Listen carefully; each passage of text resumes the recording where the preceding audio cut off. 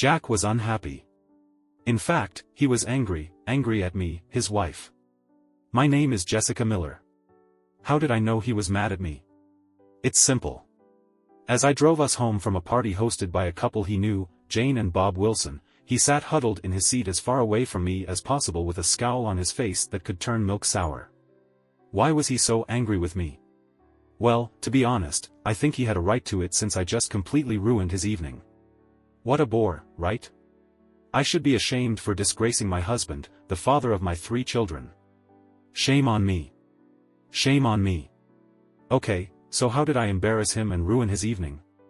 I pulled out the wrong key. You see, there is an eccentric part to the parties that the Wilsons throw, an eccentric part that my beloved husband suddenly decided to take part in. Unfortunately for him, I wanted no part of it. We had never been to one of their parties before, but my husband had heard about them and managed to get an invitation through a friend of a friend. My husband of 10 years forgot to tell me that the party we were going to that night was going to end differently than most parties. He forgot to tell me in advance that at this party all the husbands were to put their house keys in a bowl, and after the keys were thoroughly mixed, the wives were to, without looking, take a random key from the bowl and escort the husband to whom this key belonged to their bedroom and to their bed in the bedroom for the whole night of carnal adulterous pleasures. As the party was ending and I suddenly found out what was going to happen, I almost went crazy. I've never been so angry with Jack before. I grabbed his hand and dragged him to the kitchen. Did you know this party would end like this? He looked at me with a smirk on his face. Yes. And you didn't think to let me in on this little detail before we came here? No, because I knew that you would not agree to this if you had a choice. You're damn right. I won't agree with this, and I always have a choice. Let's go from here, Jessica. We can't leave now. It would be impolite. You'll put me in an awkward position. Besides, it's only for one night. It will bring some excitement back into our marriage. I can do without this kind of excitement. Now let's apologize and get out of here. We really need a little excitement, Jack. I need a little excitement. Just for one night, I want to be a woman, not just a wife and mother. It's just one night. Once, and it will never happen again. Besides, I've already put the key to our house in the bowl, so it's too late to back out now. It's not too, late. Just look at me. And I took his hand and practically dragged him back to the living room where everyone was gathered around a bowl filled with keys, ready to choose their date for the night. Jack pulled away, trying to free himself from my grip. I let go of him, walked over to the bowl, and said quite loudly, "Sorry, but I was not informed about this part of the night's entertainment, and I do not plan to share my husband with any of you." I started rummaging through the bowl until I found the key to our house that my husband had placed there, the one with the red plastic cover on the head. I took it out of the bowl and turned to face the surprised group of partygoers. As I said, I was not informed of the rules of this party before my husband brought me here. I don't believe in adultery, and my wedding vows are sacred to me.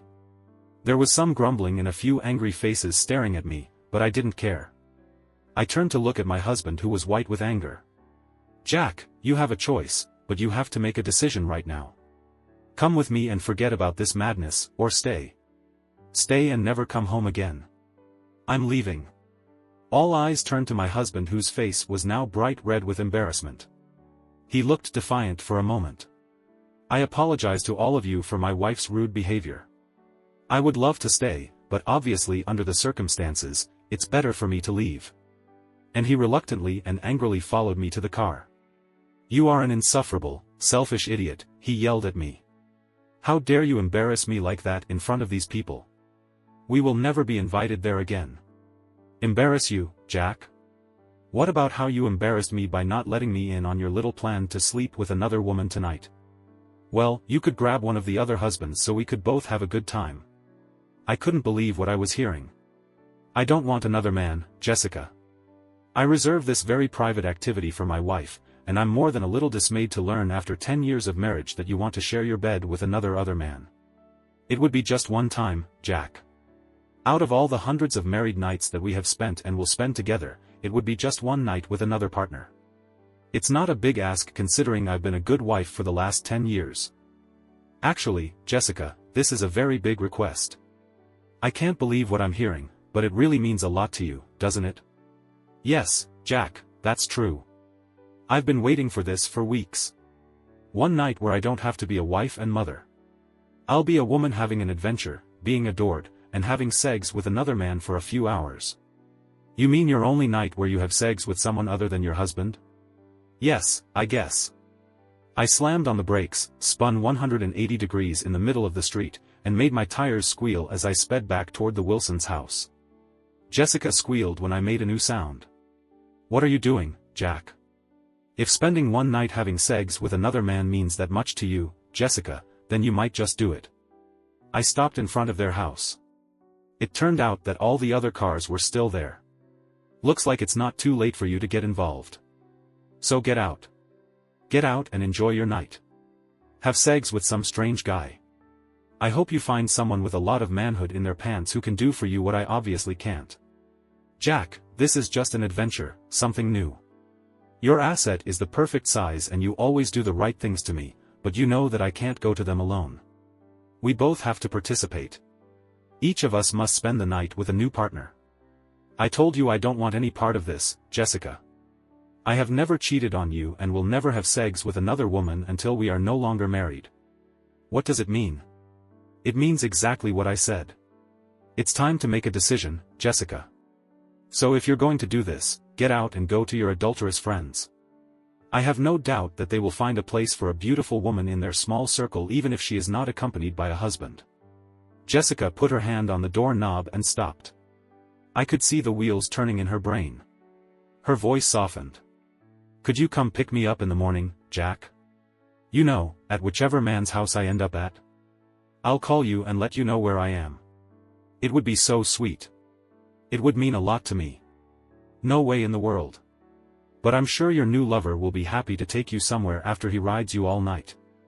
It sounds so ugly when you say that, Jack. He won't be my lover, he'll just be a man I have sex with. Someone new to experience the novelty for one night, that's all. I love you, Jack. You are the only man I have ever loved or will ever love. You seriously believe this, don't you? There is no way you can love me and do what you plan.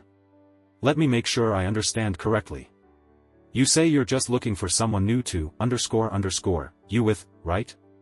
As a result of this, another man will be ready to impregnate you. That's rude, Jack. You know I'm on pills, so that's impossible. He's not going to get me pregnant. But yeah, just one little night with someone new, it will be exciting. Have you ever wondered what it would be like to look into someone's new face while you have her, just a new experience, new sensations? Everything so new and unusual. Wait and see, our lovemaking will improve from now on. Well, enjoy the way the new guy has you and the new sensations he gives you, Jessica. I hope you know what you're doing. It's just one night, Jack. It's not that much. 1 second would be too much. We have the rest of our life together ahead of us. We'll never have anything together again if you do this. I'm asking you, I'm begging you for the last time, Jessica, don't do this. You're overreacting, Jack. And I stand by my point. I won't let you ruin my night. I want to spend some time with someone new, and you can't stop me. I'm going to do this, and you just have to accept it and deal with it. Do you understand me? Tomorrow morning, I will be completely yours again and make you forget everything that ever happened. Tomorrow morning, you will be history. I will never want you again after you allowed another man to have what I have always considered my personal property. Now you're just being stupid. I am only yours, and you will also want me. I will take care of that. Jessica, look at me. I'm completely serious. If you get out of that car and go back to that house, it's all over between us. Your one night will cost you your husband and your family. No, that won't happen, Jack. I won't allow it. We are married and will always be married. We belong to each other. I love you and I know how much you love me. We'll get through this. You'll see, I will make amends to you 1,000 times. You're breaking my heart, Jessica. Don't be like a big child. Just look at it as if you're taking me on an exciting adventure. Exciting for you is a tragic end for us. You're talking nonsense sense again, Jack. I'll make you change your mind in the morning, and you know how I'll do it. Do you really believe that I would touch your stinking body after you spend the night having sex with some stranger? You will touch me and more. I will take care of that. God, I never realized how stupid you are. Get out. My words shocked her, but she opened the car door and started to get out. See you in the morning, Jack. I shook my head sadly and sighed. No, Jessica, I won't see you. And as soon as she pushed the door to close it, I stepped on the gas pedal and made the tires squeal again, this time for half a block as I pulled away from her. I glanced at her in the rearview mirror as I sped down the street. She looked completely dazed, standing on the side of the road in shock, her mouth open and still not moving when I turned the corner, and she was out of sight. In my heart of hearts, I hoped that she would call me right away and tell me that she had made a mistake and wanted me to come back and get her, but she didn't. I was heartbroken and overwhelmed. Tears streamed down my cheeks and blurred my vision. My wife just chose a night of sex with a man she had never met over the 10 years of marriage we had. From the way she acted, I'm sure she really believed that I would survive her little prank. She probably thought that I would be angry with her and sulk for a couple of days. Then she would reveal her charms and drag me into bed, and all would be forgiven. Well, she was damn wrong. My dad told me years ago that if a woman is seriously thinking about having sex with another man, she has already done it in her mind. If a married woman was seriously thinking about it, she had already broken her vows. Of course, it's normal to see a cute guy and wonder what he'll be like in bed, but if she's thinking about how to make it happen, she's already cheated on you. As much as this thought kills me, it killed our marriage, and it's time to move on. The main tragedy in all of this is our 3 children, 9-year-old Emily, 8-year-old Sarah, and 4-year-old Jack Jr. How can I live without them every day of my life? But I can't let what Jessica did go without serious consequences for her. The kids were at my mother's for the weekend, so I had time to figure out my next steps. I drove aimlessly for half an hour, still hoping that Jessica would call me to come and pick her up, but it quickly became clear that she had made up her mind. Finally, I decided on my initial plan and headed home. As soon as I pulled into the driveway, my cell phone rang. I was hoping it was her wanting me to come and get her, but the caller ID showed it wasn't Jessica. I answered the call anyway. The music and laughter of the party were playing in the background, and a man spoke. Jack, old man, this is Rick Wilson from the party you ran away from. Your beautiful wife gave me your phone number. I guess she's hoping I can talk some sense into you. She's a hot girl and excited about what's in store for her tonight, that's all she says. You're a very lucky person. Every man here hopes that he gets her key. She keeps saying that one of the men will have an unforgettable night, and she wants you to experience it too. Things are heating up here. Everyone is ready to find out who they are going to spend the night with. You still have time to come back here and choose a key. There are some hot ladies who want to give you a wild time tonight. You, Rick Wilson. You wife-manipulating bastard.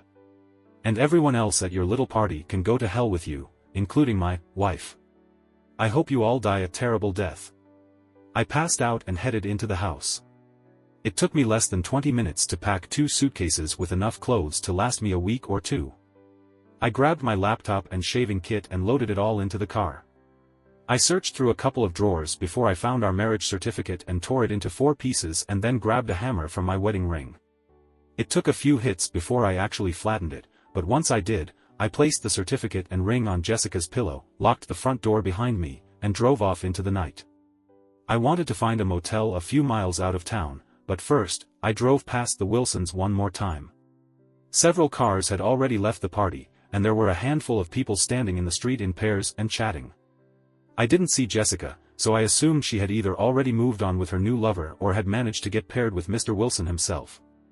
The motel I stayed at was in a nearby town. It didn't look that big, but there was a parking lot in the back where prying eyes wouldn't be able to find my car in case anyone even wanted to look for me. I locked the car, bought a 6-pack of Newcastle from the convenience store next door, and decided to watch some TV. The first 2 drinks relaxed me, and I was opening the third when my phone rang. It was Jessica, and since I was sure she wasn't calling me so I could come and pick her up, I let it go to voicemail. Jack, you're acting like a big kid about this. Rick Wilson told me what you told him. How many times do I have to tell you that it's just one night? I'll just let one new guy, me a few times, and that doesn't make me a fallen woman. I swear, even if it hurts a little, I will make it up to you in ways you can't imagine when I get home tomorrow. You probably don't care, but since you took our house key out of the bowl, they gave me a new one, and the guy who got it is named Glenn. He seems very nice and assured me that he won't force me to do anything I don't like. He is married, has kids the same ages as ours. Since you aren't at our house, I came to his house. His wife and her boyfriend will also stay here for the night, but in another part of the house, far enough away from us so that we won't hear each other when things get heated and we start making noise. You know how loud I can get when you touch me. And she giggled like a schoolgirl. Honey, I know you're a little upset about this, but I promise I won't let him do anything to me that you haven't done. I told Glenn that maybe we should just stick to normal things, you know. He can meet me a few times, probably mostly in missionary or something else for variety. Glenn agreed, especially since this was my first time with another man. He says he'll take me home when we finish tomorrow. I will make sure to shower and rinse off before I come home to be clean and fresh for you. No sloppy seconds for you, baby. Sweet dreams, my love. See you in the morning. Get ready for some hot action. Love you, Jack. I thought I was going to rip my guts out. Never in my life did I realize that I was married to such a stupid and fallen woman.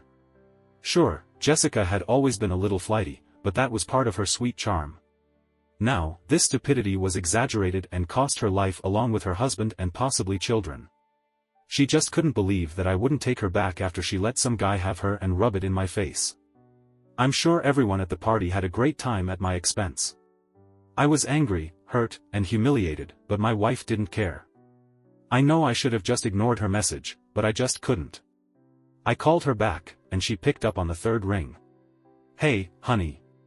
Glenn and I just got into bed and are getting comfortable with each other, so I can't talk for long. Shut the __ up, Jessica. This is most likely the last you will ever hear from me. You have no idea what you just did, but you'll find out soon enough. You better really enjoy sex with this guy Glenn because the price will be higher than anything you imagined. Understand this, Jessica, once you sleep with Glenn, our marriage is over. You hear me? It's over. I never thought I'd say this, but I hate you more now than I've ever loved you. I can't wait to get rid of you completely. My lawyer will serve you next week. I hung up. 30 seconds later, my phone rang again. It was her. I let it go to voicemail. Jack, you're acting like a big kid about this. Rick Wilson told me what you told him. How many times do I have to tell you that it's just one night? I'll just let one new guy, __ me a few times, and that doesn't make me a fallen woman. I swear, even if it hurts a little, I will make it up to you in ways you can't imagine when I get home tomorrow. You probably don't care, but since you took our house key out of the bowl, they gave me a new one, and the guy who got it is named Glenn. He seems very nice and assured me that he won't force me to do anything I don't like. He is married, has kids the same ages as ours. Since you aren't at our house, I came to his house. His wife and her boyfriend will also stay here for the night, but in another part of the house, far enough away from us so that we won't hear each other when things get heated and we start making noise. You know how loud I can get when you touch me. And she giggled like a schoolgirl. Honey, I know you're a little upset about this, but I promise I won't let him do anything to me that you haven't done. I told Glenn that maybe we should just stick to normal things, you know. He can meet me a few times, probably mostly in missionary or something else for variety. Glenn agreed, especially since this was my first time with another man. He says he'll take me home when we finish tomorrow. I will make sure to shower and rinse off before I come home to be clean and fresh for you. No sloppy seconds for you, baby. Sweet dreams, my love. See you in the morning. Get ready for some hot action. Love you, Jack. I thought I was going to rip my guts out. Never in my life did I realize that I was married to such a stupid and fallen woman. Sure, Jessica had always been a little flighty, but that was part of her sweet charm. Now, this stupidity was exaggerated and cost her life along with her husband and possibly children. She just couldn't believe that I wouldn't take her back after she let some guy have her and rub it in my face. I'm sure everyone at the party had a great time at my expense. I was angry, hurt, and humiliated, but my wife didn't care. I know I should have just ignored her message, but I just couldn't. I called her back, and she picked up on the third ring. Hey, honey. Glenn and I just got into bed and are getting comfortable with each other, so I can't talk for long. Shut the __ up, Jessica. This is most likely the last you will ever hear from me.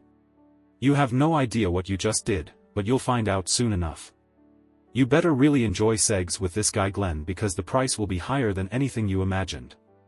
Understand this, Jessica, once you sleep with Glenn, our marriage is over. You hear me? It's over. I never thought I'd say this, but I hate you more now than I've ever loved you. I can't wait to get rid of you completely. My lawyer will serve you next week.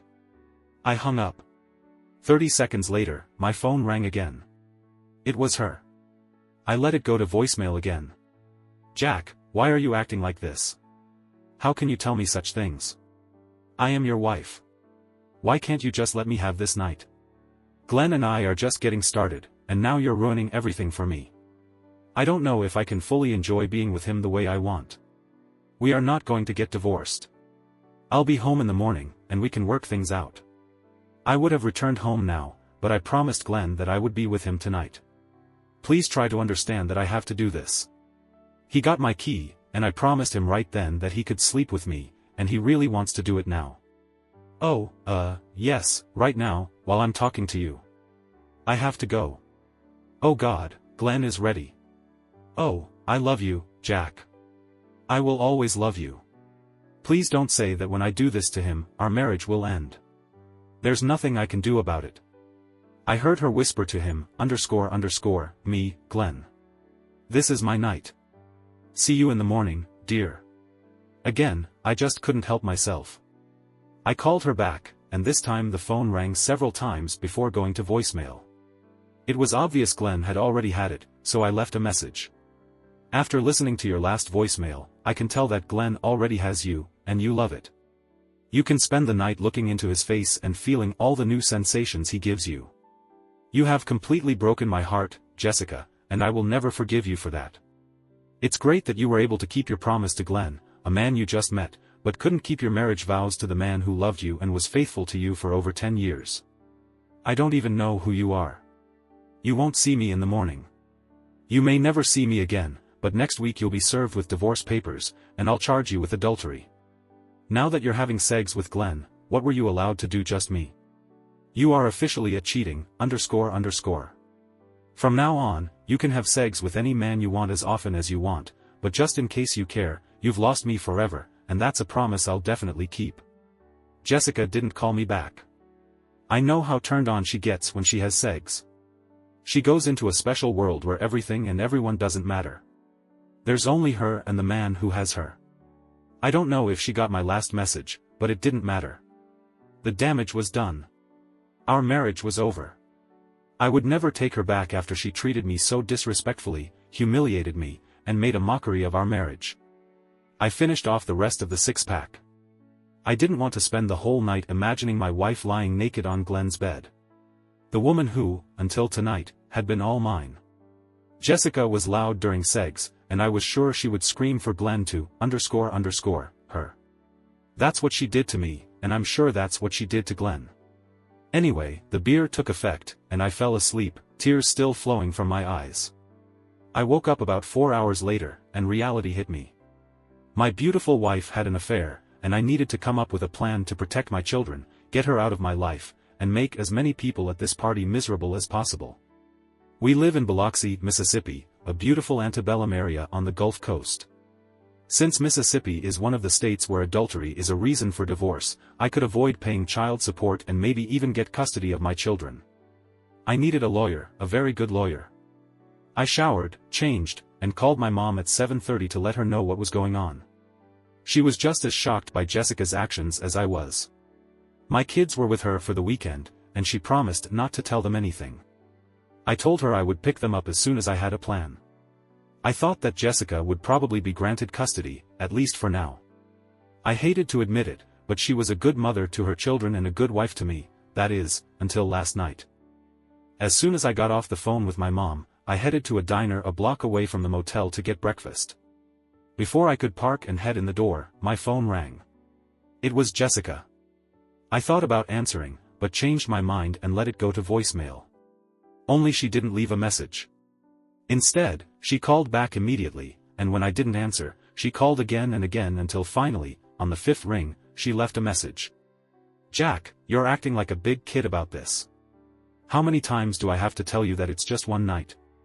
I'll just let one new guy, me a few times, and that doesn't make me a fallen woman. I swear, even if it hurts a little, I will make it up to you in ways you can't imagine when I get home tomorrow.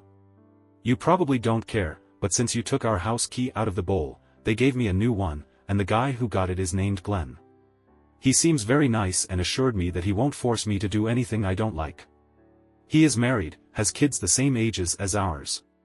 Since you aren't at our house, I came to his house. His wife and her boyfriend will also stay here for the night, but in another part of the house, far enough away from us so that we won't hear each other when things get heated and we start making noise. You know how loud I can get when you touch me. And she giggled like a schoolgirl. Honey, I know you're a little upset about this, but I promise I won't let him do anything to me that you haven't done. I told Glenn that maybe we should just stick to normal things, you know. He can meet me a few times, probably mostly in missionary or something else for variety. Glenn agreed, especially since this was my first time with another man. He says he'll take me home when we finish tomorrow. I will make sure to shower and rinse off before I come home to be clean and fresh for you. No sloppy seconds for you, baby. Sweet dreams, my love. See you in the morning. Get ready for some hot action. Love you, Jack. I was still standing outside the diner door in shock. Jessica was still my beautiful wife, standing 5 feet 5 inches and 130 pounds with shoulder-length dark brown hair, light blue eyes, and a stunning figure. Her breasts weren't too big, but they weren't small either. Yes, her hips had gotten a little bigger after having 3 kids, but she still attracted the attention of guys wherever she went. So what was she talking about needing to feel desired by another man? I always showed her how much I loved and desired her. I brought her flowers and took her out at least once a week. I bought her sexy lingerie and told her every day how beautiful she was and how much I loved her.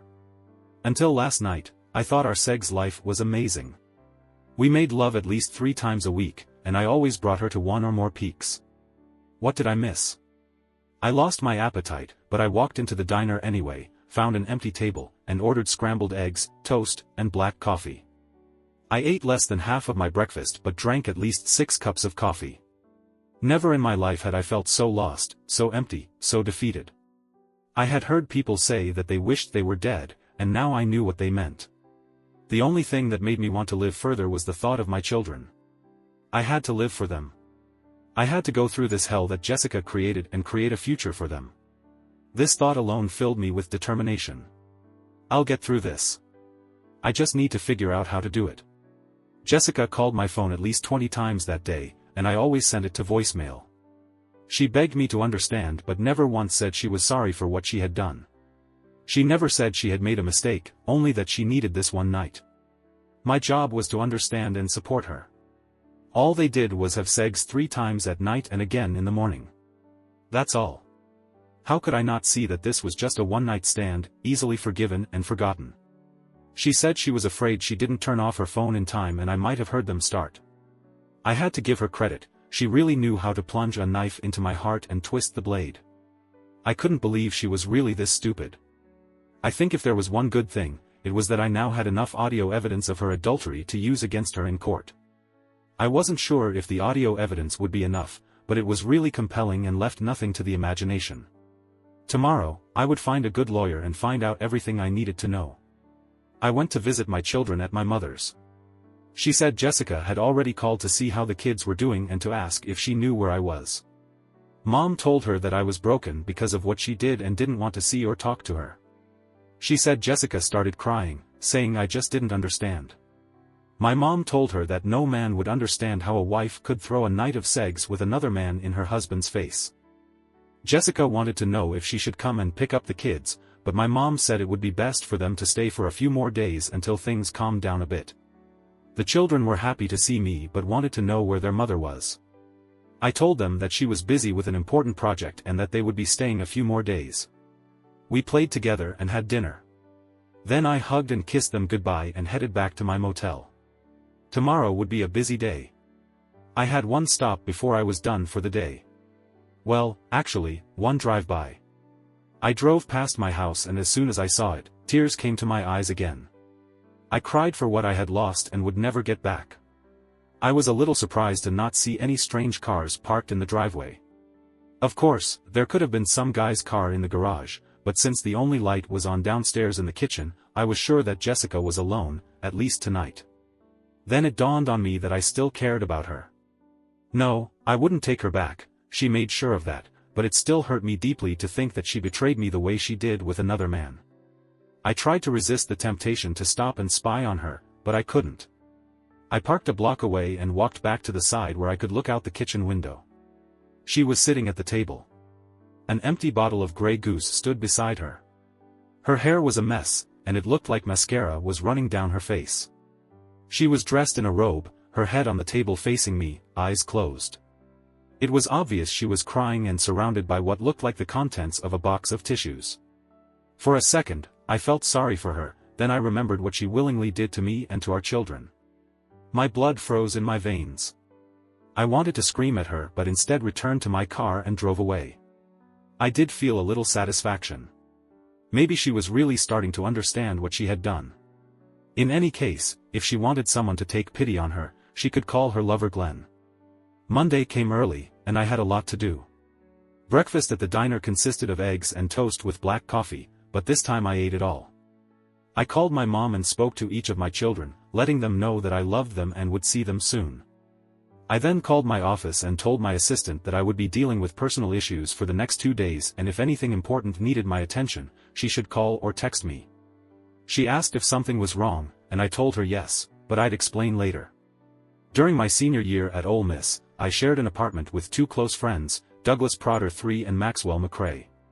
We became best friends and although we only got to meet occasionally, we kept in touch over the years. I got a degree in computer science, while Doug got a degree in business administration and Max became a lawyer. First, I called Doug and asked if he and Max could meet me for drinks at about 5. I told him I needed their advice on an important matter, and Doug agreed to contact Max and meet me at the Lava Bar on the beach. I got there early. Max arrived a little after 5, and Doug showed up 10 minutes later. We greeted each other warmly, found a table on the patio, ordered beers, and toasted each other. "What's the matter, Jack?" Doug asked. "Your phone call seemed important." "Jessica cheated on me and rubbed it in my face," I told them, and then told them everything. "God, this is hard, man," Doug said. "I just can't believe she did something like that." Max added. "Me neither, but she did it without any shame or remorse, and she still thinks I'm overreacting. Can you believe this, __?" "So, what are you going to do?" Max asked me. "I want a divorce and would like to punish Glenn, whoever he is, and the rest of those idiots at the party. But more importantly, I want to try to get custody of my children." "It might not be easy, Jack," Max said. "Unless she's a bad mother. I mean, if she brings strange men into your house and has sex while the kids are there, then you have options. Otherwise, you're saying she's a good mother, so she'll likely get custody and you'll pay child support. I can live with it as long as I can see them as often as I like." "It's doable," Max said. "The courts want both parents to participate in raising children, as long as both are good parents." "What about finances?" Doug chimed in. "Jessica is a stay-at-home mom, and I'm guessing you make a pretty good 6-figure salary. How big are your bank accounts? Checking and savings? Any investments? 401k? Individual retirement account? All of the above, and I think it all adds up to 700 or 800,000, maybe a little more. The court will most likely split it strictly in half, give Jessica the house and custody. But if you can prove that she committed adultery, and it seems to me that you have a pretty strong argument, you won't have to pay alimony. Do you know a really, and I mean really, good divorce lawyer? In fact, one of the partners in my firm is one of the best family law attorneys in Mississippi. Her name is Maddie Simmons. Do you want me to make an appointment for you?" "Of course, and the sooner the better." "In the meantime," Doug said, "I'll see what we can do to protect some of your money. Send me every dollar of your information, and I'll take care of it." We toasted each other again, drank a little more, and said goodbye. I suddenly felt better than I ever had since this whole mess started. As I was driving back to my motel, my mind buzzing with everything open book, I apologize for the long text and will make sure to complete it this time. Let's continue and wrap up the story. As I was driving back to my motel, my mind buzzing with everything I needed to do, my cell phone rang. It was Jessica. I thought for a second, then realized I would have to talk to her eventually, so I pulled over and answered. "What do you want, Jessica?" I decided not to beat around the bush. "What do you think I want, Jack?" "I want my husband to come home where he belongs." I could tell she was crying. "Well, unfortunately for you, your little fun with Glenn makes it impossible for me to return home." She burst into sobs. "Don't say that, Jack. Don't you dare say that. I only spent one night away from you after 10 years, and that is not grounds for divorce. Think again. Adultery is definitely grounds for divorce in Mississippi. Why do you keep calling it cheating? It was just one night with someone new, just a fling. When a married woman gets involved with someone new, whether for one night or 1 second, it's cheating. I told you that the second you had sex with another man, it would be over between us, and I wasn't kidding. Oh, God, please, Jack. You can't do this to me. You did this to yourself, Jessica. What the hell happened to you? Are you on hallucinogenic drugs? Did you have a mental breakdown? Or are you just incredibly stupid?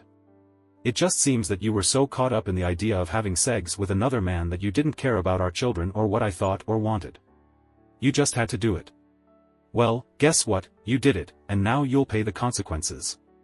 I thought we were really happy, a nice house, 3 great kids, our sex life was great, and then you ruined it all by sleeping with some stranger and rubbing it in my face. We have always been happy, Jack, and we are happy now. I was just wondering what it would be like to be with another man for one dirty night in our long life together. Just try someone new without harm, that's all. No harm? For some reason, you don't understand at all what harm you have caused. You completely destroyed our family overnight because of your selfishness. You have broken our life into a million pieces, and there is no hope of ever putting them back together again. First of all, Jessica, you broke my heart, even though you made it clear that you didn't care. Remember me, your husband, the man who loved you without any doubt from the moment he first saw you? The person who works long hours every day to give you and your children the life you dream of?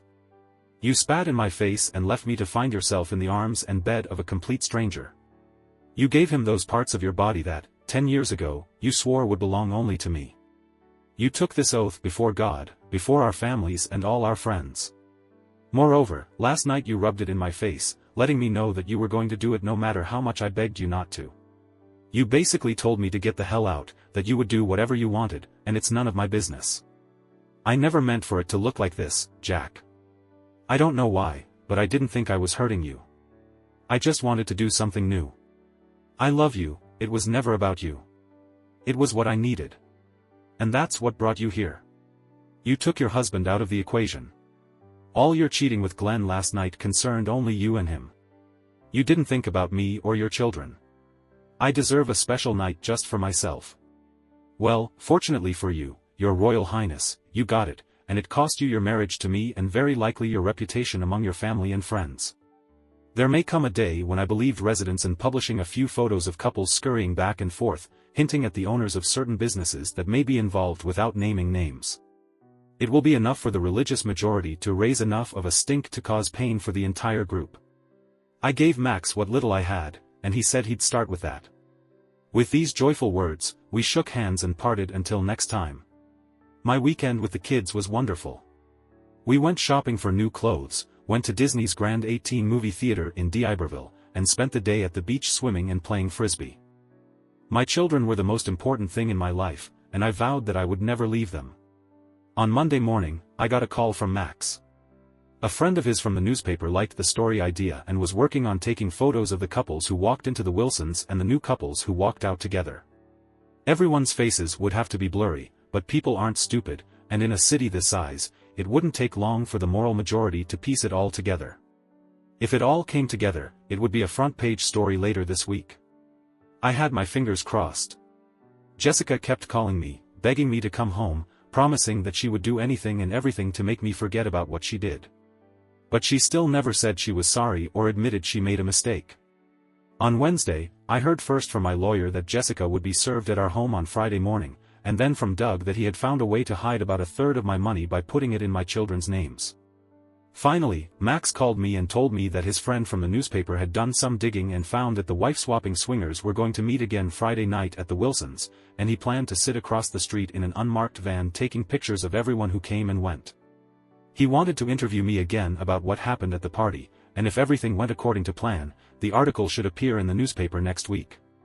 I felt better than I had in a long time. Friday came, and I waited for the call that I knew would come from Jessica after she received the divorce papers. Of course, I was not surprised. My lawyer called me at 2:30 to let me know that she had been served, and no more than 10 minutes later, my phone rang again. The number told me it was my soon-to-be ex-wife. I smiled to myself. I wondered what she wanted. I thought about sending the call to voicemail but decided against it. "Hi, Jessica. How are you? What the hell did you do, Jack?"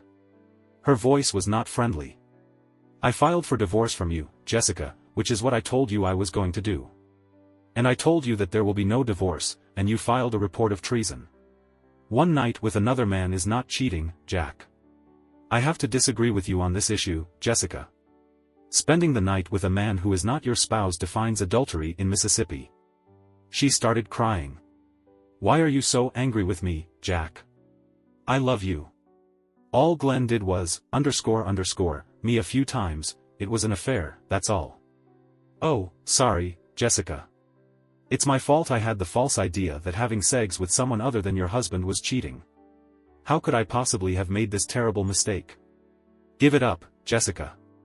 It's over. I warned you over and over again and begged you not to do this, but you did it anyway. And now you'll have to pay. Moreover, I believe that you will soon discover that your problems are not over yet. Goodbye, Jessica. Have a happy life." And I ended the call. The biggest problem I had was that I still loved Jessica. It probably always would be, but I could never trust her again, and there was no way I was going to stay married to a cheater. I knew I should stay away from the Wilsons' Friday night party, but I couldn't resist the urge to drive by once just to see what was going on. I also wanted to see if Jessica's car was there, although I was pretty sure she would miss the party, at least this time. There was no sign of her car. Of course, she could have gone with someone else, and yes, I knew they only allowed couples to visit, but they made an exception for her once, and who's to say they wouldn't do it again? I did see a van parked across the street from the house and figured the reporter was out there somewhere. I wished him luck in pinning their asses. The results were not long in coming.